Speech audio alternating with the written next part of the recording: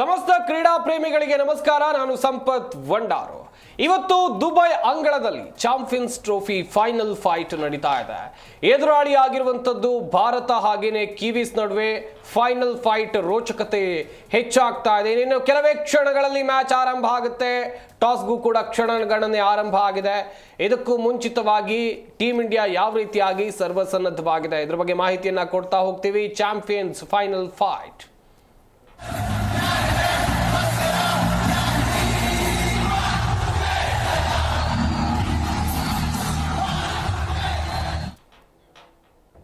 Dubai ಅಂಗಳದಲ್ಲಿ ಸೇಡನ್ನ ತೀರಿಸಿಕೊಳ್ಳಿಕ್ಕೆ team India ಸರ್ವಸನ್ನದ್ಧವಾಗಿದೆ. ಒಂದ್ ಕಡೆಯಲ್ಲಿ ಬ್ಯಾಟಿಂಗ್ ಲೈನ್ ಸ್ಟ್ರಾಂಗ್ ಆಗಿದ್ರೆ ಇತ್ತ ಸ್ಪಿನ್ ಮಾಂತ್ರಿಕರು ಕೂಡ ಇವತ್ತು ನ್ಯೂಜಿಲೆಂಡ್ ಅನ್ನ ಧೂಳಿಪಟ ಮಾಡೋಕೆ ಸರ್ವಸನ್ನದ್ಧರಾಗಿದ್ದಾರೆ. ಇದೇ ವಿಚಾರದ ಕುರಿತು ಮಾಹಿತಿಯನ್ನ ಕೊಡ್ತಾ ಹೋಗ್ತೀವಿ. ಸ್ಟುಡಿಯೋದಲ್ಲಿ ಅತಿಥಿಗಳು ಕೂಡ ಜಾಯ್ನ್ ಆಗಿದ್ದಾರೆ. ಮೊದಲನೇದಾಗಿ ಕ್ರೀಡಾ ವಿಶ್ಲೇಷಕರಾಗಿರುವಂತಹ ಮಲ್ಲಿಕಾರ್ಜುನ್ ಪಾಟೀಲ್ ಅವರು ನಮ್ಮ ಈ ಕಾರ್ಯಕ್ರಮದಲ್ಲಿದ್ದಾರೆ. ನಮಸ್ಕಾರ ಮಲ್ಲಿಕಾರ್ಜುನ್, ಕಾರ್ಯಕ್ರಮಕ್ಕೆ ಸ್ವಾಗತ.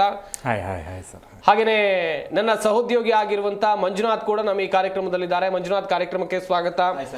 ಪಾಟೀಲ್, ಕ್ಷಣಗಣನೆ ಆರಂಭ ಆಗ್ತಾ ಇದೆ, ರೋಚಕತೆ ಹೆಚ್ಚಾಗ್ತಾ ಇದೆ, ಎಲ್ಲರೂ ಕೂಡ ಕುತೂಹಲದಿಂದ ಕಾಯ್ತಾ ಇದ್ದಾರೆ. ಸೇಡು ತೀರಿಸಿಕೊಳ್ಳಲೇಬೇಕು, ಇದು ರೈಟ್ ಟೈಮ್. ಏನ್ ಹೇಳ್ತೀರಾ ಈ ಸಂದರ್ಭದಲ್ಲಿ? ನಿಜ, ರೈಟ್ ಟೈಮ್ ಖಂಡಿತವಾಗ್ಲು. ಯಾಕಂದ್ರೆ ಇಂತಹ ಟೀಮ್ ಮೇಲೆ ಭರವಸೆ ಇಡದೆ ಮತ್ತಿನ್ನಂತ ಟೀಮ್ ಮೇಲೆ ಇಡಕ್ಕಾಗತ್ತೆ. ಒಂದು ಕೊಹ್ಲಿ ರೋಕೋ ಅಂತ ಇದ್ದಾಗ, ಅಂದ್ರೆ ರೋಹಿತ್ ಶರ್ಮಾ ಮತ್ತೆ ಕೊಹ್ಲಿ ಇದ್ದಾಗ ಖಂಡಿತವಾಗ್ಲು ಈ ಒಂದು ಕ್ಯೂರಿಯಾಸಿಟಿ ಅಂತೂ ಖಂಡಿತವಾಗ್ಲೂ ಇದೆ.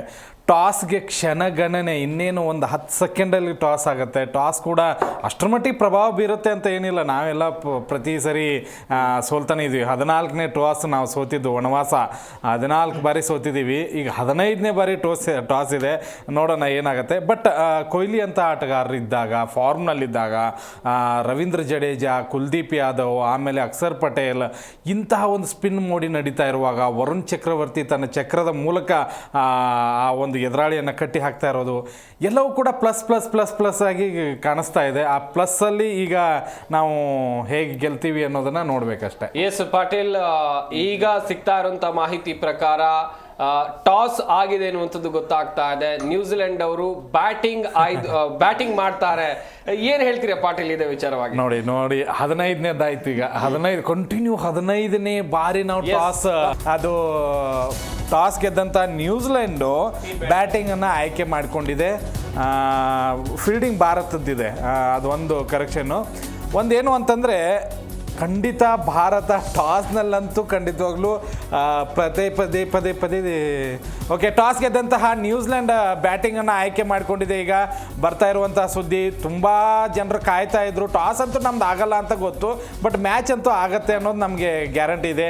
ನೋಡಿ, ಕೊನೆಯ ಪಂದ್ಯ ಅಂದರೆ ಫೆಬ್ರವರಿ 19ಕ್ಕೆ ಮೊದಲ ಪಂದ್ಯ ಆರಂಭ ಆಗಿತ್ತು. ಕೊನೆಗೆ ಭಾರತ ಮತ್ತು ನ್ಯೂಜಿಲೆಂಡ್ ಫೈನಲ್ನಲ್ಲಿ ಸೆಣಸಾಟ ನಡೆಸ್ತಾ ಇದೆ. ಈ ಒಂದು ಫೈನಲ್ ಪಂದ್ಯ ಯಾರು ಗೆಲ್ತಾರೆ ಅನ್ನುವಂಥದ್ದು ಇನ್ನೊಂದು 10-12 ಗಂಟೆಯಲ್ಲಿ ಗೊತ್ತಾಗುತ್ತೆ. ಮೊದಲಿಗೆ ಈಗ ನ್ಯೂಜಿಲೆಂಡ್ ಬ್ಯಾಟಿಂಗನ್ನು ಆಯ್ಕೆ ಮಾಡಿಕೊಂಡಿದೆ, ಅದು ಅಧಿಕೃತವಾಗಿ ಗೊತ್ತಾಗ್ತಾ ಇದೆ. 15ನೇ ಬಾರಿ ಈಗ ರೋಹಿತ್ ಶರ್ಮಾ ಟಾಸ್ ಅನ್ನ ಸೋತಿರೋದು. ಬಟ್ ಆ 15ರಲ್ಲೂ ಕೂಡ ಮ್ಯಾಚ್ ಗೆದ್ದಿದ್ದೀವಿ, ಅದು ಈಗ ಇಂಪಾರ್ಟೆಂಟ್. ಓಕೆ,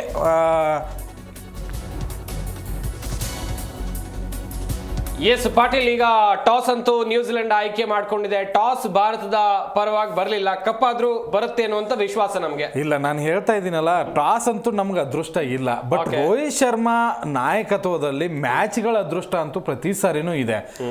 ಪ್ರತಿ 15ನೇ ಸಾರಿ ನಾವು ನನಗಂತೂ ಇದು ಹಿಸ್ಟ್ರಿ ಅಂತ ಅನ್ಸುತ್ತೆ. ಯಾರು ಆಗಿದೆಯೋ ಇಲ್ಲೋ ಗೊತ್ತಿಲ್ಲ, ಪ್ರತಿ ಸಾರಿನೂ ಟಾಸ್ ಸೋಲ್ತಾನೆ ಇದೀವಿ, ಬಟ್ ಮ್ಯಾಚ್ ಕೈ ಹಿಡಿತಾನೆ ಇದೀವಿ. ನೋಡಿ, ನಮಗೆ ಫಸ್ಟ್ ಬ್ಯಾಟಿಂಗ್ ಮಾಡಿದ ಅನುಭವನೂ ಇದೆ, ಚೇಜಿಂಗ್ ಮಾಡಿದ ಅನುಭವನೂ ಇದೆ. ಅದರ ಜೊತೆಗೆ ಬಾಲಿಂಗ್ ನಲ್ಲಿ ನಮ್ಮವರು ಪರಾಕ್ರಮವನ್ನು ತೋರಿದ್ದಾರೆ. ಖಂಡಿತ. ಒಂದು ಇವ್ರು ಬ್ಯಾಟಿಂಗ್ ಆಯ್ಕೆ ಮಾಡ್ಕೊಂಡಿದ್ದಾರೆ ಅಂತಂದ್ರೆ ಇವ್ರನ್ನ ನಾವು ಒಂದು 260 ಅಥವಾ ಭಾಳ ಆಯ್ತು, ಅದು 260 240 ಒಳಗಡೆ ಕಟ್ಟಿ ಹಾಕಿದ್ವಿ ಅಂದ್ರೆ ನಾವು ಈಸಿಯಾಗಿ ಗೆಲ್ತೀವಿ. ಇವ್ರು 270 ಹೊಡೆದ್ರು ಕೂಡ ನಾವು ಚೇಸ್ ಮಾಡ್ತೀವಿ ಅನ್ನುವಂಥ ಒಂದು ಭರವಸೆ ಇದೆ. ಯಾಕೆ ಭರವಸೆ ಅಂತಂದ್ರೆ ಈ ಒಂದು ಸೀರೀಸ್ ನಲ್ಲಿ ಕೊಹ್ಲಿ ಅವರ ಅತ್ಯುತ್ತಮವಾದಂಥ ಕೊಡುಗೆ ಇದೆ. ಇಂಥ ಫೈನಲ್ ಪಂದ್ಯ ಅಂತ ಬಂದರೆ ಖಂಡಿತವಾಗ್ಲೂ ಕೊಹ್ಲಿ ಆಡ್ತಾರೆ. ಕೊಹ್ಲಿಗೋಸ್ಕರನೇ ಈ ಒಂದು ಫೈನಲ್ ಫೈಟ್ ಅಂತೂ ನಡೆಯುತ್ತೆ ಅನ್ನೋದು ನನ್ನ ಅಭಿಪ್ರಾಯ. ಜೊತೆಗೆ ಈಗ ನ್ಯೂಜಿಲೆಂಡ್ನ ಅಷ್ಟೊಂದು ಹಗುರವಾಗಿ ತೆಗೆದುಕೊಳ್ಬೇಕಾ, ಪಿಚ್ ಹೇಗಿದೆ, ಪಿಚ್ ರಿಪೋರ್ಟನ್ನು ನಾವು ನೋಡ್ತಾ ಹೋದರೆ ಖಂಡಿತವಾಗ್ಲೂ ಒಂದು ಸ್ವಲ್ಪ ಟ್ರ್ಯಾಕ್ ತುಂಬ ನೀಟಾಗಿ ಮಾಡಿದ್ದಾರೆ. ಅಷ್ಟು ಮೊದಲಿಗೆ ಒಂದು ಸ್ವಲ್ಪ ಅಷ್ಟು ಸ್ವಿಂಗ್ ಆಗಲ್ಲ ಬಾಲು. ಒಂದು 10 ಓವರ್ಗಳು ಆ ಒಂದು ಬಾಲ್ ಒಂದು ಸ್ವಲ್ಪ ಹಳೇದಾದ್ಮೇಲೆ ಸ್ವಿಂಗ್ ಆಗುವಂಥದ್ದು ಅಥವಾ ಸ್ಪಿನ್ ಆಗುವಂಥದ್ದು ಆ ಒಂದು ಟ್ರ್ಯಾಕ್ನ ರೆಡಿ ಮಾಡಿದ್ದಾರೆ. ಭಾರತ ಪಾಕಿಸ್ತಾನ ಏನಾಗಿತ್ತಲ್ಲ ಅದೇ ಆ ಟ್ರ್ಯಾಕ್ನಲ್ಲಿ ಪಿಚ್ ಅದೇ, ಅದರಲ್ಲಿ ಟ್ರ್ಯಾಕ್ಗಳು ಚೇಂಜ್ ಇರ್ತವೆ. ಭಾರತ ಪಾಕಿಸ್ತಾನ ಆಡಿತ್ತಲ್ಲ ಆ ಟ್ರ್ಯಾಕ್ನಲ್ಲಿ ಇವತ್ತು ಪಂದ್ಯ ಆಡ್ತಾ ಇರೋದ್ರಿಂದ ಫುಲ್ ನೀಟಾಗಿ ಏನು ಹೈವೇ ರೋಡ್ ಥರ ಮಾಡಿದ್ದಾರೆ ಪಿಚ್ನ. ಆರಂಭದಲ್ಲಿ ಸ್ವಲ್ಪ ರನ್ ಬರುತ್ತೆ, ಅದನ್ನು ಭಾಳ ತಲೆ ಕೆಡಿಸ್ಕೊಬಿಡಿ ರನ್ ಇದಕ್ಕೆ. ಬಟ್ ಇವ್ರನ್ನ ಒಂದು 240 260 ಒಳಗಡೆ ಕಟ್ಟಿ ಹಾಕುವಂಥ ಸಾಮರ್ಥ್ಯ ಇದೆ. ನನಗನ್ಸಿದ ಮಟ್ಟಿಗೆ ಯಾವುದು ಬದಲಾವಣೆ ಅಂತೂ ಮಾಡ್ಕೊಳ್ಳಲ್ಲ ಅಂತ ನಾನು ಅನ್ಕೋತೀನಿ. ಹೆನ್ರಿ ನ್ಯೂಜಿಲೆಂಡ್ ಕಡೆಗೆ ಇವತ್ತು ಆಡ್ತಾ ಇಲ್ಲ ಎನ್ನುವಂಥದ್ದಾಗಿ ಒಂದಷ್ಟು ಚರ್ಚೆಗಳು ಆಗ್ತಾ ಇತ್ತು. ಆಮೇಲೆ ಸ್ಯಾಂಟನ್ ಕೂಡ ಹೇಳಿದ್ದಾರೆ ಇವತ್ತು ರೂಲ್ಡ್ ಔಟ್ ಅಂತ ಹೇಳಿ. ಮ್ಯಾಥ್ ಹೆನ್ರಿ ಇವತ್ತಿನ ಪಂದ್ಯದಲ್ಲಿ ಲಭ್ಯ ಇರೋದಿಲ್ಲ, ಅವರ ಬದಲಿಗೆ ಬೇರೆಯವ್ರನ್ನ ಆಡಿಸುವಂತ ಸಾಧ್ಯತೆ ಇದೆ. ಇನ್ನೇನು ಕೆಲವೇ ಕ್ಷಣಗಳಲ್ಲಿ ಪ್ಲೇಯಿಂಗ್ 11 ಕೂಡ ಪ್ರಕಟ ಆಗುತ್ತೆ. ಮಂಜು, ಎಸ್, ನಥನ್ ಸ್ಮಿತ್ ಇವತ್ತು ಹೆನ್ರಿ ಬದಲು ಗ್ರೌಂಡ್ಗೆ ಇಳಿತಾ ಇದ್ದಾರೆ. ಕಾದ್ ನೋಡ್ಬೇಕು ಅವರ ಪ್ರದರ್ಶನ ಹೆಂಗಿರುತ್ತೆ ಅಂತ ಹೇಳಿ. ಮಂಜು, ಇನ್ನೊಂದ್ ಕಡೆಯಲ್ಲಿ ನಮ್ಗೆ ಟಾಸ್ ಮ್ಯಾಟರ್ ಆಗೋದಿಲ್ಲ ಅಂತ ಹೇಳಿ ಪಾಟೀಲ್ ಹೇಳ್ತಾ ಇದ್ರು. ಯಾಕಂತ ಹೇಳಿದ್ರೆ ಅಷ್ಟರ ಮಟ್ಟಿಗೆ ಬಲಿಷ್ಠವಾಗಿರುವಂತ ತಂಡ, ಚೇಸಿಂಗ್ ಆದ್ರೂ ಪರವಾಗಿಲ್ಲ, ಬೌಲಿಂಗ್ ಆದ್ರೂ ಪರವಾಗಿಲ್ಲ, ಮ್ಯಾಚ್ ನ ಗೆಲ್ತೀವಿ, ಕಪ್ ಹೊಡಿತೀವಿ. ಏನ್ ಹೇಳ್ತೀರಾ ಇವತ್ತಿನ ಪಂದ್ಯಾಟದ ಬಗ್ಗೆ? ಸೊ ಟೋಟಲ್ ಆಗಿ ಪಾಟೀಲ್ ಸರ್ ಹೇಳ್ದಂಗೆ ನಾವು 15ನೇ ಬಾರಿ ಟಾಸ್ ನ ಸೋಲ್ತಾ ಇರೋದು. 15 ಬಾರಿ ಸೋತಾಗ್ಲೂ ನಾವು ಮ್ಯಾಚ್ ಗೆದ್ದಿದ್ದೀವಿ. ಸೊ ಈವನ್ ಪ್ರೀವಿಯಸ್ ಮ್ಯಾಚ್ಗಳಲ್ಲೂ ಅಷ್ಟೇ ನಾವು ಡಿಪೆಂಡು ಮಾಡ್ಕೊಂಡಿದ್ದೀವಿ, ನಾವು ಚೇಸು ಮಾಡಿದ್ದೀವಿ. ಇದೇ ನ್ಯೂಜಿಲೆಂಡ್ ಮೇಲೆ ನಾವು ಡಿಪೆಂಡ್ ಮಾಡ್ಕೊಂಡಿದ್ದೀವಿ ಆಲ್ಮೋಸ್ಟ್ ಆಲ್ ರನ್ನ. ಹೆಂಗೆ ಅಂತಂದರೆ ಪಾಟೀಲ್ ಸರ್ ಹೇಳ್ದಂಗೆ 260 ಒಳಗೆ ಏನಾದರೂ ನಾವು ಕಟ್ ಹಾಕೋದು ಅಂದರೆ ಇದೇ ನ್ಯೂಜಿಲೆಂಡ್ ಮೇಲೆ ಮಾಮೂಲು ಪ್ರೀವಿಯಸ್ ಗೇಮಲ್ಲಿ ನಾವು 249 250 ಒಳಗೇ ನಾವು ಕಟ್ ಹಾಕೊಂಡ್ವಿ ಅವ್ರನ್ನ. ಆ ಥರ ಒಂದು ಏನಾದ್ರೂ ಮ್ಯಾಜಿಕ್ ನಡೀತಿದೆ. ಯಾಕೆಂದರೆ ಸ್ಪಿನ್ನರ್ಸ್ ಅಟ್ಯಾಕ್ ಚೆನ್ನಾಗಿದೆ, ಅಲ್ಲಿ ಸ್ಪಿನ್ನಿಗೆ ಹೆಲ್ಪ್ ಆಗುವಂಥ ಪಿಚ್ಚು ರೆಡಿ ಆಗಿದೆ. ಪಾಕಿಸ್ತಾನ ಇಂಡಿಯಾ ಮ್ಯಾಚ್ ಆಡಿದಾಗ ಏನು ಸ್ಪಿನ್ನರ್ ಅಟ್ಯಾಕ್ ಇತ್ತು, ಸೇಮ್ ಅಟ್ಯಾಕೇ ನಡೆಯುತ್ತೆ ಅಂತ ನಾನು ಅನ್ಕೊತೀನಿ. ಈಗೇನು ಚೇಂಜಸ್ಗಳಾಗಿದೆ ನ್ಯೂಜಿಲೆಂಡ್ ಟೀಮಲ್ಲಿ, ಅವರಿಗೆ ಎಲ್ಲೋ ಒಂದು ಕಡೆ ಮೈನಸ್ ಆಗುವಂಥ ಲಕ್ಷಣಗಳು ಕಾಣ್ತಾ ಇದೆ. ಯಾಕೆ ಅಂತಂದರೆ ಫಾರ್ಮಲ್ಲಿರೋವಂಥ ವ್ಯಕ್ತಿ ಮ್ಯಾಟ್ ಹೆನ್ರಿ ಅಂತ ವ್ಯಕ್ತಿ ನ್ಯೂಜಿಲೆಂಡ್ ಟೀಮಿಗೆ ಒಂದು ಟರ್ನು ವಿಕೆಟ್ಗಳನ್ನ ತಕ್ಕೊಟ್ಟಂಥದ್ದು, ಪವರ್ ಪ್ಲೇಲಿ ವಿಕೆಟ್ ತಗೊಂಡಂಥ ವ್ಯಕ್ತಿ ಇವತ್ತು ಮ್ಯಾಚಿಂದ ಹೊರಗಿದ್ದಾರೆ ಅಂದರೆ ನಮಗೆಲ್ಲೋ ಪ್ಲಸ್ ಪಾಯಿಂಟ್ ಆಗ್ತಾ ಇದೆ ಅಂತ ನಾನು ಹೇಳ್ತೀನಿ. ಯಾಕೆಂತಂದ್ರೆ ಅಲ್ಲಿ ಅನುಭವಿ ಬೌಲರ್ ಇಲ್ಲ ಅನ್ನೋ ಒಂದು ಕಾರಣಕ್ಕೆ ನಮಗೆ ಎಲ್ಲೋ ಒಂದು ಕಡೆ ಪ್ಲಸ್ ಆಗುವಂತ ಚಾನ್ಸಸ್ ಬಹಳ ಇದೆ ಅಂತ ಹೇಳ್ಬೋದು. ಎಸ್ ಪಾಟೀಲ್, ಇದಕ್ಕಿಂತ ಮುಂಚಿತವಾಗಿ ಟೀಮ್ ಇಂಡಿಯಾದ ಪ್ಲೇಯಿಂಗ್ 11 ಕೂಡ ಪ್ರಕಟ ಆಗಿದೆ, ಗಮನಿಸ್ತಾ ಹೋಗ್ಬೇಕಾಗತ್ತೆ ಅದನ್ನು ಕೂಡ. ಆಡುವ 11ರ ಬಳಗ ಇದು ಸಂಭಾವ್ಯ ಅಲ್ಲ, ಕನ್ಫರ್ಮ್ ಇದು. ಎಸ್ ಪಾಟೀಲ್, ಈ ಆಡುವ 11ರ ಬಳಗದ ಬಗ್ಗೆ ಏನ್ ಹೇಳ್ತೀರಾ? ಈಗಾಗಲೇ ಪ್ಲೇಯಿಂಗ್ 11 ಅಂತೂ ಬಿಟ್ಟಿದ್ದಾರೆ, ಯಾವುದೇ ಚೇಂಜಸ್ ಅಂತೂ ಕಾಣಿಲ್ಲ. ಯಾಕೆ ಚೇಂಜಸ್ ಮಾಡ್ತಾರೆ ಅಂತ ನಾವು ಅನ್ಕೊಂಡು ಇರಲಿಲ್ಲ, ಅದಾಗಲ್ಲ. ಯಾಕಂದ್ರೆ ಗೆಲುವಿನ ಟ್ರ್ಯಾಕ್ನಲ್ಲಿದೆ, ಆ ಟ್ರ್ಯಾಕ್ನಲ್ಲಿರುವಂಥ ತಂಡವನ್ನು ಬದಲಾಯಿಸೋದಕ್ಕೆ ಸಾಧ್ಯ ಇಲ್ಲ. ಬಟ್ ನನಗೇನು ಒಂದು ಭಯ ಆಗಿತ್ತು ಅಂದರೆ ಈ ಮ್ಯಾಚ್ ಆರಂಭಕ್ಕೂ ಮುಂಚೆ ಪ್ರಾಕ್ಟೀಸ್ ನಡೀತಾ ಇತ್ತಲ್ಲ, ಅಲ್ಲಿ ವಿರಾಟ್ ಕೊಹ್ಲಿ ಅವರ ಒಂದು ಸ್ವಲ್ಪ ಮೊಣಕಾಲಿಗೆ ಗಾಯ ಆಗಿತ್ತು, ಅದಕ್ಕೋಸ್ಕರ ನಾನು ಆಡ್ತಾರೋ ಇಲ್ಲೋ ಅಂತ ಒಂದು ಭಯ ಆಯಿತು. ಬಟ್ ಕೊಹ್ಲಿ ಅವರು 11ರ ಬಳಗದಲ್ಲಿ ಇದ್ದಾರೆ. ಆಸ್ ಎ ನಾಯಕನಾಗಿ ರೋಹಿತ್ ಶರ್ಮಾ ಅವರು ಇದ್ದಾರೆ, ಶುಭ್ಮನ್ ಗಿಲ್ ಓಪನಿಂಗ್ ಸ್ಲಾಟ್ನಲ್ಲಿ ಈ ಇಬ್ಬರು ಕೂಡ ಕಣಕ್ಕಿಳ್ತಾರೆ. ಒನ್ ಡೌನ್ ಆಗಿ ವಿರಾಟ್ ಕೊಹ್ಲಿ ಅತ್ಯುತ್ತಮ ಫಾರ್ಮ್ನಲ್ಲಿದ್ದಾರೆ. ಮತ್ತೊಂದು ಶತಕ ಈ ಒಂದು ಪಂದ್ಯದಿಂದ ಬರಲಿ ಅಂತ ನಾನು ಅನ್ಕೋತೀನಿ. ಶ್ರೇಯಸ್ ಅಯ್ಯರ್ ಮತ್ತು ಅಕ್ಷರ್ ಪಟೇಲ್ ಮಧ್ಯಮ ಕ್ರಮಾಂಕದಲ್ಲಿ ಅತ್ಯುತ್ತಮವಾಗಿ ಆಡ್ತಾ ಇದ್ದಾರೆ. ಇವರಿಂದನೂ ಕೂಡ ಶತಕದ ನಿರೀಕ್ಷೆಯಲ್ಲಿದ್ದೀನಿ. ಯಾಕೆಂದರೆ ವಿರಾಟ್ ಕೊಹ್ಲಿ ಶತಕ ಹೊಡೆದಿದ್ದಾರೆ, ಗಿಲ್ ಕೂಡ ಶತಕ ಹೊಡೆದಿದ್ದಾರೆ. ಶ್ರೇಯಸ್ ಅಯ್ಯರ್ ಟಚ್ ಮಾಡೋದಕ್ಕೆ ಬಂದಿದ್ರು, ಬಟ್ ಆಗಿಲ್ಲ. ಅಕ್ಷರ್ ಪಟೇಲ್ ತುಂಬ ಚೆನ್ನಾಗಿ ಇಂಪ್ರೆಸಿವ್ ಆಗಿ ಮೂಡಿದ್ದಾರೆ. ಬಟ್ ನನಗನ್ಸಿದ ಮಟ್ಟಿಗೆ ಅವರಿಂದನೂ ಕೂಡ ಒಂದು ಕಮಾಲ್ ಬ್ಯಾಟಿಂಗ್ ಮತ್ತೆ ಬರುತ್ತೆ ಅನ್ಕೋತಿದ್ದೀನಿ. KL ರಾಹುಲ್ ಕನ್ನಡಿಗ ಇವತ್ತು ಕೂಡ ಮಿಂಚಲಿ, ಆ ಫಿನಿಶಿಂಗ್ ಹಂತವನ್ನು ತುಂಬ ಚೆನ್ನಾಗಿ ಮಾಡಲಿ ಅಂತ ನಾನು ಅನ್ಕೋತೀನಿ.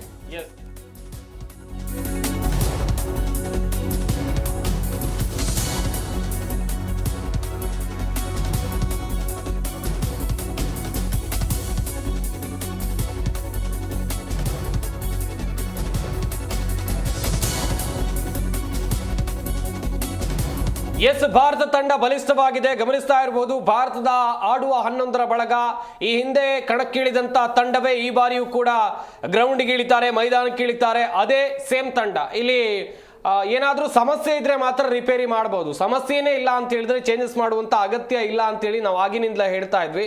ಪಾಟೀಲ್, ಇನ್ನೊಂದು ಕಡೆಯಲ್ಲಿ ಇಲ್ಲಿ ನ್ಯೂಜಿಲೆಂಡ್ ತಂಡವನ್ನು ನೋಡ್ತಾ ಹೋಗೋದಾದ್ರೆ ವಿಲ್ಲಿಂಗ್ ಆಗಿರಬಹುದು, ರಚಿನ್ ರವೀಂದ್ರ ಆಗಿರಬಹುದು, ಈ ಯಂಗ್ಸ್ಟರ್ಸ್ ಒಂದು 100 ಪಾರ್ಟ್ನರ್ಶಿಪ್ ಅನ್ನ ಕೊಡುವಂತ ಸಾಮರ್ಥ್ಯವನ್ನು ಹೊಂದಿದ್ದಾರೆ.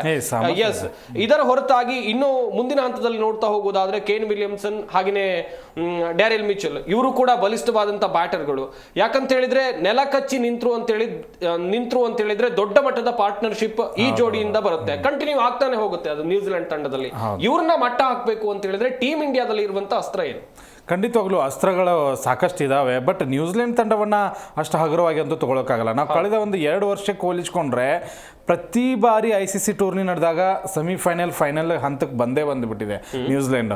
ಮತ್ತು ಎಲ್ಲೇ ಸರಣಿಗಳನ್ನು ಆಡೋದಕ್ಕೆ ಹೋದಾಗಲೂ ಕೂಡ ಕ್ಲೀನ್ ಸ್ವೀಪ್, ಪಾಕಿಸ್ತಾನದ ವಿರುದ್ಧನೇ ಕ್ಲೀನ್ ಸ್ವೀಪ್ ಮಾಡ್ಕೊಂಡ್ಬಂದಿದೆ. ಮತ್ತು ಈ ಒಂದು ICC ಈ ಒಂದು ಏನು ಟೂರ್ನಿ ನಡೀತಾ ಇದೆ 4 ಕಡೆ ಹೋಗಿ ಆಟ ಆಡಿ ಅಲ್ಲಿ ಕೂಡ ಗೆದ್ದಿದೆ. ಕೇವಲ ಭಾರತವನ್ನು ಬಿಟ್ಟರೆ ಎಲ್ಲ ಕಡೆನೂ ಅತ್ಯುತ್ತಮವಾದ ಪ್ರದರ್ಶನ ಕೊಟ್ಟಿದೆ. ಮತ್ತು ಫೀಲ್ಡಿಂಗ್ ವಿಭಾಗದಲ್ಲಿ 100%ಗೆ 100%, ಅಂದರೆ ಅದರಲ್ಲೂ ಕೂಡ ನಾನು ಕ್ಯಾಚ್ ಬಗ್ಗೆ ಹೇಳ್ತೀನಿ. ಇದುವರೆಗೂ ಕೂಡ ಒಂದು 31 ಕ್ಯಾಚ್ ಹಿಡಿದಿದ್ದಾರೆ ಅವರು ಈ ಒಂದು ಸರಣಿಯಲ್ಲಿ. ಬಿಟ್ಟಿರೋದು ಕೇವಲ 3 ಕ್ಯಾಚ್, ಅದು ಕೂಡ ಟಫ್ ಕ್ಯಾಚ್ಗಳನ್ನು ಬಿಟ್ಟಿದ್ದಾರೆ. ಉಳಿದಿದ್ದನ್ನೆಲ್ಲವೂ ಕೂಡ ಅತ್ಯದ್ಭುತವಾಗಿ ನಿಭಾಯಿಸ್ಕೊಂಡಿದ್ದಾರೆ. ಫೀಲ್ಡಿಂಗ್ ಅಂತ ಹೋದರೆ 91% ಅವ್ರಿಗೆ 91% ಅವರು ಕ್ಯಾಚಸ್ನ ಹಿಡಿದಿದ್ದಾರೆ. ಭಾರತಕ್ಕೆ ಹೋಲಿಸ್ಕೊಂಡ್ರೆ ಭಾರತ ಎಷ್ಟಿದೆ ಗೊತ್ತಾ? ಕೇವಲ 75 ಇದೆ. ಅಂದರೆ ನೀವು 10 ಕ್ಯಾಚ್ಗಳಲ್ಲಿ 2 ಕ್ಯಾಚ್ ಮಿಸ್ ಮಾಡ್ತಾನೇ ಇದ್ದೀರಿ. ಬಟ್ ಅವರು 10 ಕ್ಯಾಚ್ಗಳಲ್ಲಿ ಕೇವಲ 1 ಕ್ಯಾಚನ್ನ ಮಿಸ್ ಮಾಡ್ತಾ ಇದ್ದಾರೆ, ಅದು ಕೂಡ ತುಂಬ ಟಫ್ ಇರುವಂಥ ಕ್ಯಾಚಸ್. ಅಲ್ಲಿ ಕೂಡ ಒಂದು ಸ್ವಲ್ಪ ನಮಗೆ ಮೈನಸ್ ಆಗ್ಬೋದು. ಬಟ್ ಈಗ ನಾನು ಅದನ್ನು ಹೇಳ್ಕೊಂಡ್ರೆ ಅವ್ರ ಕಡೆನೂ ಕೂಡ ಅಷ್ಟೇ ಒಳ್ಳೆ ಕ್ವಾಲಿಟಿ ಬೌಲರ್ಸ್ ಇದ್ದಾರೆ. ಸ್ಯಾಂಟ್ನರ್ ಅಂತಹ ಬೌಲರ್ ಆಗಿರೋದು, ಬ್ರೆಸ್ವೆಲ್ ತುಂಬ ಒಳ್ಳೆ ವಿಕೆಟ್ನ ತೆಗಿತಾರೆ. ಆಮೇಲೆ ರಚಿನ್ ರವೀಂದ್ರ ಕಳೆದ ಪಂದ್ಯದಲ್ಲಿ ತುಂಬ ಚೆನ್ನಾಗಿ ಬ್ಯಾಟಿಂಗ್ನು ಕೂಡ ಮಾಡಿದರು, ಬೌಲಿಂಗ್ ಕೂಡ ಮಾಡಿದ್ದಾರೆ. ಫಿಲಿಪ್ಸ್ ಕೂಡ ಇದ್ದಾರೆ, ಆಲ್ರೌಂಡರ್ ಪ್ರದರ್ಶನ. ನಮ್ಮ ಹತ್ರ ಹೇಗೆ ಆಲ್ರೌಂಡರ್ಗಳು ಆ ಒಂದು ಬೌಲಿಂಗ್ ಅಸ್ತ್ರವನ್ನು ಪ್ರಯೋಗ ಮಾಡ್ತಾ ಇದ್ದಾರೋ ಅವ್ರ ಕಡೆನೂ ಹಾಗೆ ಬೌಲಿಂಗ್ ಅಸ್ತ್ರವನ್ನು ಪ್ರಯೋಗ ಮಾಡೋದಕ್ಕೆ ಪ್ರಬಲ ಆಟಗಾರರಿದ್ದಾರೆ. ಕೊನೆಯ ಪಂದ್ಯದಲ್ಲಿ ಅಂದರೆ ಈ ಒಂದು ಫೈನಲ್ ಫೈಟ್ನಲ್ಲಿ ನಮಗೆ ಹಿಂದೆ ನಾವೊಂದು ಸ್ವಲ್ಪ ಇತಿಹಾಸವನ್ನು ಕೆದಕ್ತಾ ಹೋದರೆ ಒಂದು 2-3 ಸರಿ ಮುಳುವು ಆಗಿದ್ದಾರೆ ನೋಡಿ. ನಾನು ಅವಾಗಲೇ ಹೇಳ್ತಾ ಇದ್ದೆ, ಧೋನಿ ಅವರ ಆ ರನ್ಔಟ್ ಯಾರೂ ಮರೆಯೋದಕ್ಕೆ ಸಾಧ್ಯನೇ ಇಲ್ಲ. 2019 ವಿಶ್ವಕಪ್ಪು, ಅದಾದ ನಂತರ ಗುಪ್ಟಿಲ್ ಅವರ ಆ ರನ್ಔಟು, ಅದಾದ ನಂತರ ನಮಗೆ ವಿಶ್ವ ಟೆಸ್ಟ್ ಚಾಂಪಿಯನ್ಶಿಪ್ಪು ಫೈನಲ್ ಪಂದ್ಯದಲ್ಲಿ ಅವ್ರ ವಿರುದ್ಧನೇ ಸೋತಿದ್ದೀವಿ. ಅತ್ಯುತ್ತಮವಾದಂಥ ತಂಡ. ಆದರೆ ಒಂದೇನು ಅಂದರೆ ಇಂಥ ಫೈನಲ್ ಪಂದ್ಯದಲ್ಲಿ ಪ್ರತಿ ಸರಿ ಸೋಲ್ತಾರೆ. ಅವ್ರ ಕಣ್ಣೀರು ಮತ್ತು ದಕ್ಷಿಣ ಆಫ್ರಿಕಾದವ್ರದ್ದು ಒಂದು ಸ್ವಲ್ಪ ಚೌಕರ್ಸ್ ಇವ್ರಿಗೂ ನಾನು ಕೊಡ್ತೀನಿ. ಒಂದು ಸ್ವಲ್ಪ ಫೈನಲ್ ಹಂತಕ್ಕೆ ಬಂದು ಎಡುತ್ತಾರೆ. ಇವರು ಎರಡೂ ತಂಡಗಳು ಬಲಾಢ್ಯ ತಂಡಗಳು ಈಗ ಮ್ಯಾಚನ್ನ ಆಡ್ತಾ ಇರೋದ್ರಿಂದ ಖಂಡಿತವಾಗ್ಲೂ ಕ್ಯೂರಿಯಾಸಿಟಿ ಅಂತೂ ಇದ್ದೇ ಇದೆ. ಸ್ಟಂಪ್ ಟು ಸ್ಟಂಪ್ ಬಾಲ್ ಹಾಕಬೇಕು. ಈಗ ನಮ್ಮದು ಬಾಲಿಂಗ್ ಇರೋದ್ರಿಂದ ನಾನು ಹೇಳ್ತಾ ಇದ್ದೀನಿ, ಖಂಡಿತವಾಗ್ಲೂ ನಮ್ಮ ಬೌಲರ್ಸ್ಗಳು ಮಿಂಚಬೇಕು. ಸ್ಟಂಪ್ ಟು ಸ್ಟಂಪ್ ಬಾಲ್ ಹಾಕಲಿ. ಅದರ ಜೊತೆಗೆ ಸ್ಪಿನ್ನರ್ ಅಸ್ತ್ರಗಳು 4 ಇದ್ದಾವೆ. ಅವರು ಒಂದು 40 ಓವರ್ ಅಂತೂ ಖಂಡಿತವಾಗ್ಲೂ ಆಗ್ತಾರೆ. ಮೋಡಿ ಮಾಡದೇ ಇರುವಂತಹ ಈ ಒಂದು ಸರಣಿಯಲ್ಲಿ ಮೋಡಿ ಮಾಡದೇ ಇರುವಂತಹ ಕುಲ್ದೀಪ್ ಯಾದವ್ ಇವತ್ತು ಮೋಡಿ ಮಾಡಿದರೆ ಹೀರೋ ಅಂತ ಅನಿಸ್ಕೊಳ್ತಾರೆ. ಇಂತಹ ತಂಡ, ಇಂತಹ ಬಲ, ನಾವು ಬುಮ್ರಾ ಅವ್ರನ್ನ ಒಬ್ಬರನ್ನೇ ಮಿಸ್ ಮಾಡ್ಕೊಳ್ತಾ ಇರೋದು ಈ ಸರಣಿಯಲ್ಲಿ. ಆ ಒಬ್ಬ ಆಟಗಾರನ ಮಿಸ್ ಮಾಡ್ಕೊಳ್ಳೋದನ್ನ ಬಿಟ್ಟರೆ ಎಲ್ಲ ಆಟಗಾರರು ಸದೃಢವಾಗಿದ್ದಾರೆ. ಇಂತಹ ತಂಡನೇ ಫೈನಲ್ ಗೆಲ್ಲಿಲ್ಲ ಅಂದರೆ ಇನ್ನೇನು ಇಲ್ಲ. ಖಂಡಿತವಾಗ್ಲೂ ಗೆದ್ದೇ ಗೆಲ್ತಾರೆ. 100% ಕಪ್ಪು ನಮ್ಮದೇ. ಅವಾಗಲೇ ಹೇಳ್ತಾ ಇದ್ನಲ್ಲ, ಚಾಂಪಿಯನ್ಸ್ ಟ್ರೋಫಿ ಅಂದರೆ ಇನ್ನೊಂದು ಉತ್ಸಾಹ ಏನು ಅಂದರೆ ಆ ವೈಟ್ ಕೋಟ್ನ ಧರಿಸ್ಕೋತಾರೆ. ವೈಟ್ ಕೋಟ್ನ ಧರಿಸ್ಕೊಂಡು ಆ ಕಪ್ನ ಹಿಡಿದು ಎಂಜಾಯ್ ಮಾಡ್ತಾರೆ. ಆ ಮೂಮೆಂಟ್ ಬರಲಿ ಅಂತ ಆಶಿಸ್ತೀನಿ ಅಷ್ಟೇ. ಎಸ್, ಫ್ಯಾನ್ಸ್ ಸಂಭ್ರಮಾಚರಣೆ ಕೂಡ ಜೋರಾಗ್ತಾ ಇದೆ. ಇತ್ತ ಮಂಜು ಗಮನಿಸ್ತಾ ಹೋಗೋದಾದ್ರೆ ದುಬೈ ಅಭಿಮಾನಿಗಳ ಸಂಭ್ರಮಾಚರಣೆಯನ್ನ ಕೂಡ ನೀವು ಇಲ್ಲಿ ನೋಡ್ತಾ ಇದ್ದೀರಾ. ದುಬೈನ ಕ್ರೀಡಾಂಗಣದ ಮುಂಭಾಗದಲ್ಲಿ ಅಭಿಮಾನಿಗಳು ಯಾವ ರೀತಿಯಾಗಿ ಸೆಲೆಬ್ರೇಟ್ ಮಾಡ್ತಾ ಇದ್ದಾರೆ ದೃಶ್ಯಾವಳಿಗಳಲ್ಲಿ ಗಮನಿಸ್ತಾ ಇದ್ದೀರಾ. ಭಾರತದಲ್ಲಿ ಎಷ್ಟು ಖುಷಿ ಇದೆಯೋ ಅಲ್ಲಿರುವಂತಹ ಭಾರತೀಯರು ಅಷ್ಟರ ಮಟ್ಟಿಗೆ ಸಂಭ್ರಮಾಚರಣೆಯನ್ನ ಮಾಡ್ತಾ ಇದ್ದಾರೆ. ಮುಖಕ್ಕೆ ತ್ರಿವರ್ಣವನ್ನ ಬಳಿದುಕೊಂಡು ಕ್ರೀಡಾಂಗಣದ ಒಳಗೆ ಎಂಟ್ರಿ ಕೊಡ್ತಾ ಇರುವಂತಹ ದೃಶ್ಯಾವಳಿಗಳನ್ನ ನೀವು ಇಲ್ಲಿ ನೋಡ್ತಾ ಇರಬಹುದು. ಮಂಜು, ಇನ್ನೊಂದು ಕಡೆಯಲ್ಲಿ ಇವತ್ತು ನ್ಯೂಜಿಲೆಂಡ್ ತಂಡದಲ್ಲಿ ಆಗಿರುವಂತಹ ಬದಲಾವಣೆ ಬಗ್ಗೆ ನೋಡ್ತಾ ಹೋಗೋದಾದ್ರೆ ಮ್ಯಾಥ್ ಹೆನ್ರಿ ಬದಲು ನಥನ್ ಸ್ಮಿತ್ ಬಂದಿರುವಂತದ್ದು ಇಂಪ್ಯಾಕ್ಟ್ ಮಾಡಬಹುದಾ ಮ್ಯಾಚ್ ಮೇಲೆ? Loss or plus? ಸರ್, ಈಗ ಅನುಭವಿ ಪ್ಲೇಯರ್ನ ಹೊರಗಿಟ್ಟು ಅಂದರೆ ಏನೋ ಇದು ರೀಸನ್ ಇಂದ ಹೊರಗಿರೋದ್ರಿಂದ ಸೊ ಎಲ್ಲೋ ಒಂದು ಕಡೆ ನ್ಯೂಜಿಲೆಂಡ್ಗೆ ಮೈನಸ್ ಆಗುತ್ತೆ. ಯಾಕಂದ್ರೆ ಟ್ರಂಪ್ ಬೌಲರ್ ಆಗಿ ಮ್ಯಾಟ್ ಹೆನ್ರಿ ಮಿಂಚಿದ್ದಾರೆ. ಕಳೆದ ಮ್ಯಾಚ್ಗಳಲ್ಲೆಲ್ಲ ಒಳ್ಳೆ ವಿಕೆಟ್ ತಗೊಂಡಿದ್ದಾರೆ. ಪವರ್ ಪ್ಲೇಲ್ ಒಳ್ಳೆ ವಿಕೆಟ್ ಟೇಕರ್ ಬೌಲರ್ ಅಂತಂದ್ರೆ ನ್ಯೂಜಿಲೆಂಡ್ ಟೀಮಲ್ಲಿ ಅವರೇನೆ ಸ್ಪೀಡ್ ಬೌಲರ್ ಅಲ್ಲಿ. ಸ್ಪಿನ್ ಅಲ್ಲಿ ಅಂತಂದ್ರೆ ಸ್ಯಾಂಟ್ನರ್ ಇದ್ದಾರೆ. ಅದ್ ಬಿಟ್ಬಿಟ್ರೆ ಬೆಸ್ಟ್ ಟೀಮ್ ಅಂತ ಇದ್ದಿದ್ದು ಅವ್ರನ್ನ ಸೇರಿಸ್ಕೊಂಡು ಚೆನ್ನಾಗಿತ್ತು. ನಮಗೆ ಒಂದು ಟಫ್ ಕಾಂಪಿಟೇಟರ್ ನಮ್ಮ ಇಂಡಿಯನ್ ಟೀಮ್ಗೆ ಅಂತ ಅಂದ್ರೆ ನ್ಯೂಜಿಲೆಂಡ್ ಅಂತ ಹೇಳ್ಬೋದಿತ್ತು. ಸೊ ಈಗ ಒಂದು ಹೊರಗಿರೋದ್ರಿಂದ ಎಲ್ಲೋ ನಮ್ಮ ಕಡೆ ಒಂದು ಪ್ಲಸ್ ಆಗ್ತದೆ. ನಮ್ಮ ಬ್ಯಾಟಿಂಗ್ ಬಂದಾಗ ಅವ್ರು ಪವರ್ ಪ್ಲೇಲಿ ಒಂದು ಸ್ಟ್ರಾಂಗ್ ಆಗಿ ರನ್ ಬಿಲ್ಡಪ್ ಮಾಡೋದು.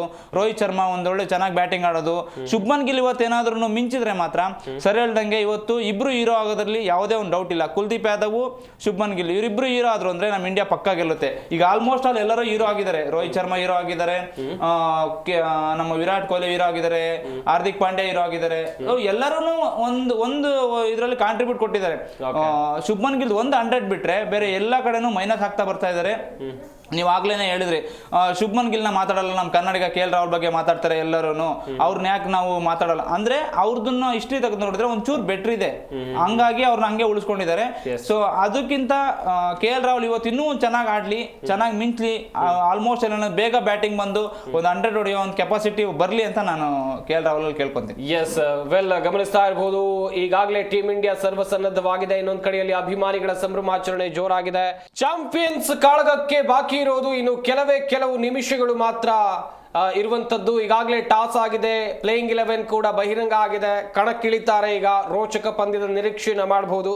ಪಾಟೀಲ್, ಇನ್ನೊಂದು ವಿಚಾರ ಅಂತ ಹೇಳಿದ್ರೆ ಭಾರತ ತಂಡದ ಕೋಚ್ ಆಗಿರುವಂತ ಗೌತಮ್ ಗಂಭೀರ್ ಅವರು ಹೇಳ್ತಾ ಇದ್ರು, ರೋಹಿತ್ ಶರ್ಮಾ ಅವರ ಅಗ್ರೆಸಿವ್ ಇಂಟೆಂಟ್, ಯಾವ ರೀತಿಯಾಗಿ ಬ್ಯಾಟ್ ಬೀಸ್ತಾರೆ ಅದು ಮುಂದೆ ಬರುವಂತ ಆಟಗಾರರು, ರೋಹಿತ್ ಶರ್ಮಾ ಆದ್ಮೇಲೆ ಯಾವ ರೀತಿಯಾದಂತ ಯಾವ ಆಟಗಾರರು ಬರ್ತಾರೆ ಅವರಿಗೂ ಕೂಡ ಫಿಯರ್ಲೆಸ್ ಬ್ಯಾಟಿಂಗ್ ಇರಬೇಕು ಎನ್ನುವಂತ ಮನಸ್ಥಿತಿನ ಹುಟ್ಟಾಕುತ್ತೆ. ಡ್ರೆಸ್ಸಿಂಗ್ ರೂಮ್ ನಲ್ಲಿ ಅಂತ ವಾತಾವರಣ ನಿರ್ಮಾಣ ಆಗಬೇಕು ಎನ್ನುವುದಾಗಿ ಈ ವಿಚಾರವಾಗಿ ಹೇಳ್ತಾ ಹೋಗೋದಾದ್ರೆ ಗಂಭೀರ್ ಅವ್ರ ಹೇಳಿಕೆ ಅಂತೂ ನಾನಂತೂ ಒಪ್ಪಲ್ಲ ಖಂಡಿತವಾಗ್ಲು. ನೀವೊಬ್ಬ ವಿಶ್ವಶ್ರೇಷ್ಠ ಬ್ಯಾಟ್ಸ್ಮನ್ ಆಗಿ, ಈಗ ನೋಡಿ ನಾನು ಆಸ್ಟ್ರೇಲಿಯಾ ವಿರುದ್ಧ ತಗೋತೀನಿ ಅಥವಾ ಪಾಕಿಸ್ತಾನದ ವಿರುದ್ಧನೇ ತಗೋತೀನಿ, ನೀವು 10 ಓವರ್ಗಳಲ್ಲಿ 2-3 ವಿಕೆಟ್ನ ತಗೊಂಡ್ರೆ ಅಕಸ್ಮಾತ್ ಅಲ್ಲಿ ರೋಹಿತ್ ವಿಕೆಟ್ ಹೋಗಿದ್ರೆ ಹಿಂದಿನ ಪರಿಸ್ಥಿತಿ ಏನಾಗ್ತಿತ್ತು ಅನ್ನೋದನ್ನ ಯೋಚನೆ ಮಾಡಬೇಕು. 320 340 ಇಂಥ ರನ್ ಇದ್ದಾಗ ನೀವು ಬಿಗ್ ಹಿಟ್ಗಳನ್ನ ಮಾಡಿ ಬಿಗ್ ಸ್ಕೋರ್ ಮಾಡಿ 10 ಓವರಲ್ಲಿ 80-90 ರನ್ ಮಾಡಿ 2 ವಿಕೆಟ್ ಒಪ್ಪಿಸಿದ್ರೆ ಖಂಡಿತವಾಗ್ಲೂ ನಾನು ಒಪ್ತೀನಿ. ಓಕೆ, ಅಗ್ರೆಸಿವ್ ಆಗಿ ಆಟ ಆಡಿದ್ರು, ರನ್ ತಂದ್ಕೊಟ್ಟಿದ್ದಾರೆ.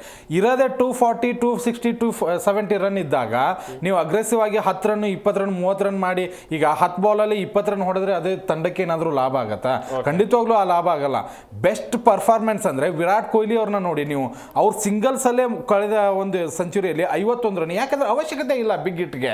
ನೀವು ಗೆಲ್ಬೇಕು ಅಂದ್ರೆ ಬಾಲ್ ಟು ರನ್ ತೆಗೆದ್ರೆ ಸಾಕಾಗಿತ್ತು.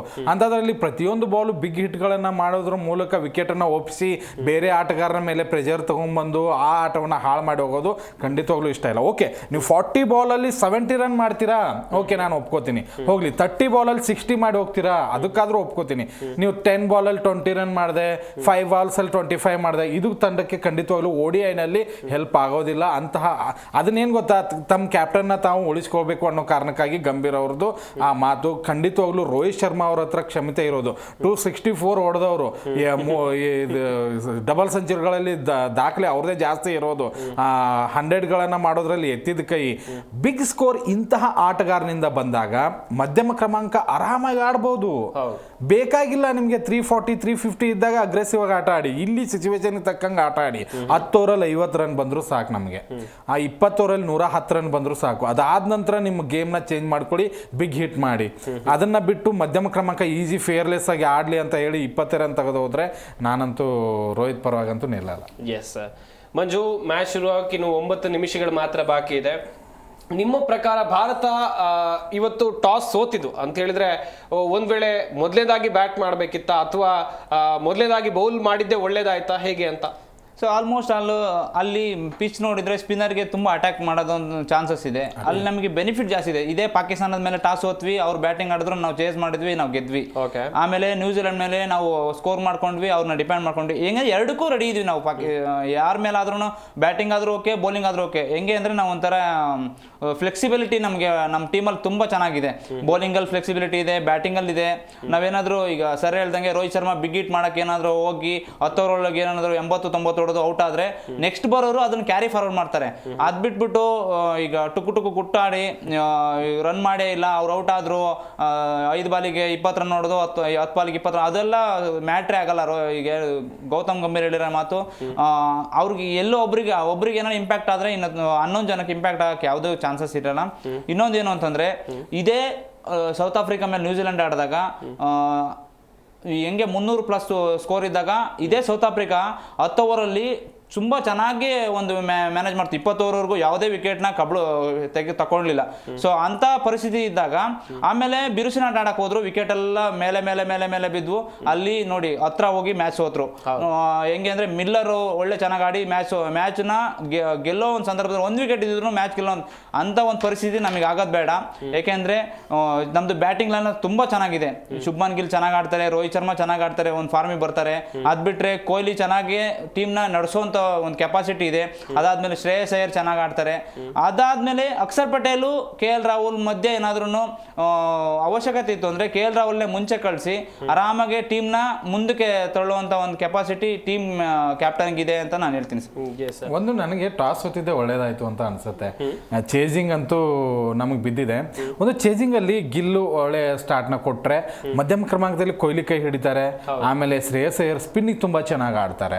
ಆ ಒಂದು ಪ್ಲಸ್ ಪಾಯಿಂಟ್ ಇದೆ. ಮತ್ತೆ KL ರಾಹುಲ್, ಹಾರ್ದಿಕ್ ಪಾಂಡ್ಯ, ಅಕ್ಷರ್ ಪಟೇಲ್ ಇವರು ತಮ್ಮ ಕಾಂಟ್ರಿಬ್ಯೂಷನ್ ಕೊಡ್ತಾ ಇದ್ದಾರೆ. ಚೇಸಿಂಗ್ ನಲ್ಲಿ ಯಾವುದೂ ಕೂಡ ನಮಗೆ ಮೈನಸ್ ಕಾಣಿಸಿಲ್ಲ, ಎಕ್ಸೆಪ್ಟ್ ರೋಹಿತ್ ಶರ್ಮಾ ಗಿಲ್ ರನ್ ಕೊಟ್ಟಿಲ್ಲ ಅನ್ನೋದನ್ನ ಬಿಟ್ರೆ. ಈ ಕ್ರಮಾಂಕ ಇರೋದ್ರಿಂದ ಬ್ಯಾಟಿಂಗ್ ಸ್ಟ್ರೆಂತ್ ನಮಗೆ ತುಂಬಾ ಬಲಾಢ್ಯವಾಗಿದೆ. ವಿಶ್ವಶ್ರೇಷ್ಠ ಬ್ಯಾಟ್ಸ್ಮನ್ಗಳಿದ್ದಾರೆ, ವಿಶ್ವಶ್ರೇಷ್ಠ ಸ್ಪಿನ್ನರ್ಗಳ ಇದ್ದಾರೆ.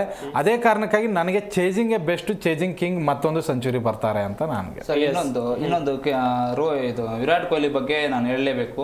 ವಿರಾಟ್ ಕೊಹ್ಲಿ ಹಿಸ್ಟ್ರಿ, ಅವ್ರ ಲೆಜೆಂಡು ಒಂದು ಕಡೆ ಇಟ್ರೆ, ಸೊ ಅವ್ರ ಟೀಮ್ಗೆ ಅಂತ ನಿಂತ ಮೇಲೆ ಒಂದು ಗಟ್ಟಿ ಮಾಡಿ ಒಂದು ಟೀಮ್ನ ಗೆಲ್ಲಬೇಕು, ಇಲ್ಲಾಂದ್ರೆ ಏನೋ ಒಂದು ಆಗ್ಬೇಕು, ಆ ಒಂದು ಪರಿಸ್ಥಿತಿ ತಗೊಂಡೋಗ್ತಾರೆ. ಕೆಲವೊಬ್ರು ಏನ್ ಮಾಡ್ತಾರೆ ಅಂದ್ರೆ 100 ಬಾಲಿಗೆ 110 ಬಾಲಿಗೆ 100 ಹೊಡೆದಾರೆ, ಹಿಂಗೆ ಅಂದ್ರೆ ಬಾಲ್ಟ್ ರನ್ ಆಡ್ತಾರೆ. ಅವ್ರು ಯಾವ ಬ್ಯಾಟ್ಮನ್ಸ್ ಅಂತ ಒಬ್ರು ಆಡ್ಕೊಂಡಿದ್ದಾರೆ. ಸೊ ಯಾವತ್ತಿದ್ರು ಟೀಮ್ ಗೆಲ್ಸೋ ಅಂತ ಕೆಪಾಸಿಟಿ ಅವ್ರ ಮೈಂಡಲ್ಲಿ ಓಡ್ತಾ ಇರುತ್ತೆ. ನಾನು ಹೆಂಗ್ ಆಡಿದ್ರೆ ಚೆನ್ನಾಗಿ. ಅದೇ ಓದ್ ಸೀಸನ್ ಅಲ್ಲಿ 100 ಆಗ್ಬೇಕಿತ್ತು, ರೋಹಿತ್ ಶರ್ಮಾ ಹೊಡಿ ನೀನು ಅಂತ ಹೇಳಿದ ಆಕ್ಷನ್ ಆದಾಗ ನಾನು ಇದೀನಿ, ನನಗೆ ಗೊತ್ತು, ನಾನು ಹೊಡಿತೀನಿ ಅಂತ ಹೇಳ್ಬಿಟ್ಟು ಅವ್ರು ಆಕ್ಷನ್ ಮಾಡಿ ತೋರಿಸ್ತಾರೆ. ಅಲ್ಗೂ ಅಕ್ಷರ್ ಪಟೇಲ್ ಹೆಲ್ಪ್ ಮಾಡ್ತಾರೆ, KL ರಾಹುಲ್ ಹೆಲ್ಪ್ ಮಾಡ್ತಾರೆ. ಅಲ್ಲಿ ಹಾರ್ದಿಕ್ ಪಾಂಡ್ಯ ಬಂದು ಏನೋ ಒಂದು ಆಗಿ ಇದಾಗುತ್ತೆ. ಸೊ ಒಬ್ಬ ಚೇಸ್ ಮಾಸ್ಟರ್ ಅಂತ ಬಂದಾಗ, ಈ ಚೇಸ್ ಮಾಸ್ಟರ್ಗೆ ಒಳ್ಳೆ ಬೆಸ್ಟ್ ಮ್ಯಾಚ್ ಇದು ನನ್ನ ಪ್ರಕಾರ. ಅವ್ರೇನಾದ್ರೂ ಒಂದು ಬುಡ ಕಟ್ಟಿ ನಿಂತು ಅಂತಂದ್ರೆ ಯಾವುದೇ ಡೌಟ್ ಇಲ್ಲ, ಅವ್ರು ಎಷ್ಟೇ ಸ್ಕೋರ್ ಹೊಡಿಲಿ, ಸರ್ ಹೇಳ್ದಂಗೆ 260 270 ಹೊಡೆದ್ರು ನಮ್ಗೆ ಯಾವುದೇ ಒಂದು ಪ್ರೆಷರ್ ಇರಲ್ಲ. ಯಾಕಂದ್ರೆ ಮಿಡ್ಲಲ್ಲಿ ಬರುವಂತದ್ದೇ 3 ಜನ ಮಿಡ್ಲಲ್ಲಿ ಒಳ್ಳೆ ಘಟಾನುಘಟಿ, ಶ್ರೇಯಸ್ ಅಯ್ಯರ್ ಬರ್ತಾರೆ, KL ರಾಹುಲ್ ಬರ್ತಾರೆ. ಅದಕ್ಕಿಂತ ಮುಂಚೆ ವಿರಾಟ್ ಕೊಹ್ಲಿ ಬಂದು ಒಂದು ಹೆಂಗಿದೆ ಅಂದ್ರೆ ಮಿಡ್ಲ್ ಆರ್ಡರ್ ಒಂದು ಗಟ್ಟಿಯಾಗಿದೆ ನಮ್ಮ ಪ್ರಕಾರ, ನಮ್ಮ ಟೀಮ್ ಇಂಡಿಯಾ ಪ್ರಕಾರ ತುಂಬಾ ಗಟ್ಟಿಯಾಗಿದೆ. ಅದಕ್ಕೆ ನಾವು ಇಲ್ಲಿ ಫೈನಲ್ ವರೆಗೂ ಬಂದಿದ್ದೀವಿ. ಸೊ ಇವತ್ತು ಯಾವುದೇ ಡೌಟ್ ಇಲ್ಲ, ಯಾರಾದ್ರೂ ಇಬ್ರು 100 ಮಾಡೇ ಮಾಡ್ತಾರೆ ಅಂತ ನನಗೆ ಹೋಪ್ ಇದೆ ಸರ್. ಎಸ್ ಪಾಟೀಲ್, ಈಗ ಒಂದು ಬಿಗ್ ಟಾರ್ಗೆಟ್ ಅನ್ನ ಕೊಡುವಂತ ನಿಟ್ಟಿನಲ್ಲೂ ಕೂಡ ನ್ಯೂಜಿಲೆಂಡ್ ಪ್ಲಾನ್ ಅನ್ನ ಹಾಕೊಂಡೇ ಕಣಕ್ಕಿಳಿಯೋದು. ಅಷ್ಟರ ಮಟ್ಟಿಗೆ ಅವರ ಬ್ಯಾಟಿಂಗ್ ಲೈನ್ ಅಪ್ ಕೂಡ ಇದೆ. ಎಷ್ಟು ಟಾರ್ಗೆಟ್ ಕೊಡಬಹುದು ಇವತ್ತು ಭಾರತಕ್ಕೆ ನ್ಯೂಜಿಲೆಂಡ್ ಅವರು? ನಾನು ಎಕ್ಸ್ಪೆಕ್ಟ್ ಮಾಡ್ತಾ ಇರೋದು 260. ಅದನ್ನ ಖಂಡಿತವಾಗ್ಲೂ ಎಕ್ಸ್ಪೆಕ್ಟ್ ಮಾಡ್ತೀನಿ. ಯಾಕಂದ್ರೆ ಅಷ್ಟು ಹಗುರವಾದಂತಹ ತಂಡ ಅಲ್ಲ. ಆ ಒಂದು ಪಿಚ್ ನಲ್ಲೂ ಕೂಡ ಅತ್ಯದ್ಭುತವಾಗಿ ಆಡಿದವರಿದ್ದಾರೆ. ನೀವು ಕಳೆದ ಪಂದ್ಯದಲ್ಲಿ ಅವ್ರು ಸೋತಿದ್ದನ್ನ ಊಹಿಸ್ಕೊಂಡೇ ಇವ್ರು ಬೇಗ ತೆಗಿಬಹುದು. ಇಂಥ ಮೈಂಡ್ ಸೆಟ್ ಅಲ್ಲಿ ಖಂಡಿತವಾಗ್ಲೂ ಭಾರತನೂ ಇರಲ್ಲ, ಭಾರತೀಯ ಆಟಗಾರರು ಇರಲ್ಲ. ಬೇರೆಯವ್ರು ನಾವು ನೋಡೋರು ಇರ್ಬೋದು, ಮೊನ್ನೆ ಹೊಡೆದಿದ್ವಿ ಇವ್ರನ್ನ ಈಜಿಯಾಗಿ ಹೊಡಿತಾ ಇರ್ಬಿಟ್ಟು ನಮ್ಮವರು ವರುಣ್ ಚಕ್ರವರ್ತಿನ ಮತ್ತೊಂದು 5 ವಿಕೆಟ್ ತೆಗಿತಾರೆ. ಬಟ್ ಆ ಥರ ಇಲ್ಲ. ನ್ಯೂಜಿಲೆಂಡ್ ಇಂಥ ಹಂತದಲ್ಲಿ 100 ಅಲ್ಲ 200% ಕೊಟ್ಟಾಡುತ್ತೆ. ಅದರಲ್ಲೂ ಕೂಡ ಭಾರತಕ್ಕೆ ಹೆಂಗೆ ಆಸ್ಟ್ರೇಲಿಯಾ ಪರವಾಗಿ ಆಡುವಾಗ ನಮಗೆ ಹೆಡ್ಡೇಕ್ ಯಾರು ಅಂತಂದ್ರೆ ಹೆಡ್ಡು. ಈಗ ಖಂಡಿತವಾಗ್ಲೂ ಈ ಪಂದ್ಯಕ್ಕೆ ನನಗೆ ಹೆಡ್ಡೇಕ್ ಅನ್ನಿಸ್ತಾ ಇರೋದು ರಚಿನ್ ರವೀಂದ್ರ. ಅತ್ಯದ್ಭುತವಾದಂತಹ ಫಾರ್ಮ್ ಅಲ್ಲಿ ಇದ್ದಾರೆ. ಕಳೆದ ಒಂದು 8-10 ಪಂದ್ಯಗಳ ಅಥವಾ ಒಂದು ವರ್ಷದಲ್ಲಿ ಅವರು 5 ಸೆಂಚುರಿಗಳನ್ನು ಹೊಡೆದಿದ್ದಾರೆ. ಭಾರತದ ವಿರುದ್ಧ ಬಂದಿಲ್ಲ, ಬಟ್ ಬೇರೆ ಬೇರೆ ದೇಶಗಳ ವಿರುದ್ಧ ಅತ್ಯುತ್ತಮವಾಗಿ ಬ್ಯಾಟನ್ನು ಬೀಸಿದ್ದಾರೆ. ಮತ್ತೆ ಸ್ಟ್ರೈಕ್ ರೇಟ್ನು ಕೂಡ ಉತ್ತಮವಾಗಿ ಇಟ್ಕೊಂಡಿದ್ದಾರೆ. ಓಪನಿಂಗ್ ಸ್ಲಾಟ್ನಲ್ಲೇ ನಿಮಗೆ ಒಬ್ಬ ಬಿಗ್ ಸ್ಕೋರರ್ ಸಿಕ್ಕ ಅಂತಂದ್ರೆ ಅದರ ಎಂಡಿಂಗ್ ಕೂಡ ಅಷ್ಟೇ ಪ್ರಭಾವಿಯಾಗಿರುತ್ತೆ. 300+ ಬಂದರೂ ಕೂಡ ಆಶ್ಚರ್ಯ ಪಡುವಂಗಿಲ್ಲ. ಅದಕ್ಕೆ ನಾವು ಈ ರಚಿನ್ ರವೀಂದ್ರ ಅವ್ರನ್ನ ಬೇಗ ವಿಕೆಟ್ನ ಕಬಳಿಸಬೇಕು. ಅದರ ಜೊತೆಗೆ ನಮಗೆ ಎಂಡಿಂಗ್ ಅಲ್ಲಿ ಅಂದರೆ ಫಿಲಿಪ್ಸ್ ಆಗಿರ್ಬೋದು, ಸ್ಯಾಂಟ್ನರ್ ಆಗಿರ್ಬೋದು, ಅಲ್ಲಿಗೆ ನಾವು ಒಂದು 35 ಓವರ್ ಬರೋದ್ರಲ್ಲೇ ಇವ್ರನ್ನ ಬರೋ ಥರ ಮಾಡ್ಕೋಬೇಕು. ಇಲ್ಲ ಲಾಸ್ಟ್ 10 ಓವರ್ಗೆ ಇವ್ರನ್ನ ಏನಾದರೂ ಉಳಿಸ್ಕೊಂಡ್ರೆ ಬ್ರೆಸ್ವೆಲ್, ಸ್ಯಾಂಟ್ನರ್, ಫಿಲಿಪ್ಸ್ ಖಂಡಿತವಾಗ್ಲೂ ಬಿಗ್ ಸ್ಕೋರ್ ಮಾಡೋದಕ್ಕೆ ದಾರಿ ಮಾಡಿಕೊಡ್ತಾ ಇದ್ದಾರೆ. ಅದರ ಜೊತೆಗೆ ಇದರಲ್ಲೂ ಕೂಡ ವಿಲಿಯಂಗ್ ಕಳೆದ ಪಂದ್ಯದಲ್ಲಿ ಸೆಂಚುರಿ ಬಂದಿದೆ. ರಚಿನ್ ರವೀಂದ್ರ, ವಿಲಿಯನ್ಸನ್, ಡ್ಯಾರೆಲ್ ಮಿಚೆಲ್ನ ಬಿಟ್ಟರೆ ಎಲ್ಲ ತಂಡ ಕೂಡ ಸದೃಢವಾಗಿ ಅತ್ಯದ್ಭುತವಾಗಿ ನಮ್ಮ ಭಾರತದಂತೆಯೇ ಆಲ್ರೌಂಡರ್ಗಳಿದ್ದಾರೆ, ಬ್ಯಾಟ್ಸ್ಮನ್ಗಳಿದ್ದಾರೆ, ಬೌಲರ್ಗಳಿದ್ದಾರೆ. ನನಗನ್ಸಿದ ಮಟ್ಟಿಗೆ ಟಕ್ಕರ್ ಇರುತ್ತೆ. ಆದರೆ 260 ನನಗೆ ಆ ಪಿಚ್ಚಿಗೆ ಹೋಲಿಸ್ಕೊಂಡ್ರೆ 260 ಟಾರ್ಗೆಟ್ ಕೊಡ್ಬೋದು ಅಂತ. ಮಂಜು, ಕೊನೆಯದಾಗಿ ಏನು ಹೇಳ್ತೀರಾ? ಭಾರತಕ್ಕೆ ಯಾವ ರೀತಿಯಾಗಿ ವಿಶ್ ಮಾಡ್ತೀರಾ? ಏನಿಲ್ಲ ಸರ್, ಯಾವ್ದು ಏನು ಮ್ಯಾಚ್ಗಳು ಆಡ್ಕೊಂಬಂದ್ರು ಯಾವುದು ಈಗ ನಾವು ನಾಕೌಟಲ್ಲಿ ಇಲ್ಲಿವರೆಗೂ ಇಲ್ಲಿವರೆಗೂ ಸೋತೇ ಇಲ್ಲ ನಮ್ಮದು. ಈ 4-5 ಮ್ಯಾಚ್ ಏನು ಸೋತಿಲ್ಲ. ಸೊ ಇದನ್ನು ಒಂದು ಗೆದ್ಬಿಟ್ರೆ ನಾವು ನಾಕೌಟ್ ಆಗಿ ಚಾಂಪಿಯನ್ ಆಗ್ಬಿಡ್ತೀವಿ. ಸರ್ ಹೇಳ್ದಂಗೆ ಬಿಳಿ ಕೋಟ್ ಹಾಕೊಂಡು ಒಂದು ಜೋಶಲ್ಲಿ, ಅದೇ ಜೋಶಲ್ಲಿ ಗೆದ್ದು ಬರಲಿ. ಆಲ್ ದ ಬೆಸ್ಟ್ ಇಂಡಿಯಾ ಅಂತ ಹೇಳ್ತೀನಿ sir. Yes, thank you Patil, thank you Manju. ಇಷ್ಟೊತ್ತು ನಮ್ಮ ಸ್ಟುಡಿಯೋದಲ್ಲಿ ಜಾಯ್ನ್ ಆಗಿ ಸಾಕಷ್ಟು ಮಾಹಿತಿಯನ್ನು ಕೊಟ್ಟಿದ್ದಕ್ಕಾಗಿ. ಒಂದ್ ಕಡೆಯಲ್ಲಿ ಟಾಸ್ ಗೆದ್ದಿರುವಂತ ನ್ಯೂಜಿಲೆಂಡ್ ಬ್ಯಾಟಿಂಗ್ ಅನ್ನ ಆಯ್ಕೆ ಮಾಡ್ಕೊಂಡಿದೆ. ಭಾರತ ಇವತ್ತು ಬೌಲಿಂಗ್ ಮಾಡಿ ನ್ಯೂಜಿಲೆಂಡ್ ಪಡೆಯನ್ನ ಕಟ್ಟಿ ಹಾಕಬೇಕು. ಯಾಕಂತ ಹೇಳಿದ್ರೆ ನ್ಯೂಜಿಲೆಂಡ್ ತಂಡದ ಬಗ್ಗೆಯೂ ಕೂಡ ವಿಶ್ಲೇಷಕರು ಹೇಳ್ತಾ ಇದ್ರು ಎಷ್ಟರ ಮಟ್ಟಿಗೆ ಸ್ಟ್ರಾಂಗ್ ಆಗಿದೆ ನ್ಯೂಜಿಲೆಂಡ್ ತಂಡ ಅಂತೇಳಿ. ಆದರೆ ಈ ಸ್ಟ್ರಾಂಗ್ ಆಗಿರುವಂಥ ತಂಡವನ್ನ ಸೋಲಿಸಿ ಚಾಂಪಿಯನ್ ಆಗಿ ಭಾರತ ತಂಡ ಹೊರಹೊಮ್ಮಲಿ ಅಂತ ನಾವು ಕೂಡ ವಿಶೇಷವನ್ನ ಮಾಡ್ತಾ ಶುಭಾಶಯವನ್ನ ಕೋರ್ತಾ ಈ ವಿಶೇಷ ಕಾರ್ಯಕ್ರಮವನ್ನು ಮುಗಿಸ್ತಾ ಇದೀವಿ. ನೋಡ್ತಾ ಇರಿ ಜಿ ಕನ್ನಡ ನ್ಯೂಸ್, ಸತ್ಯವೇ ಸುದ್ದಿಯ ಜೀವಾಳ.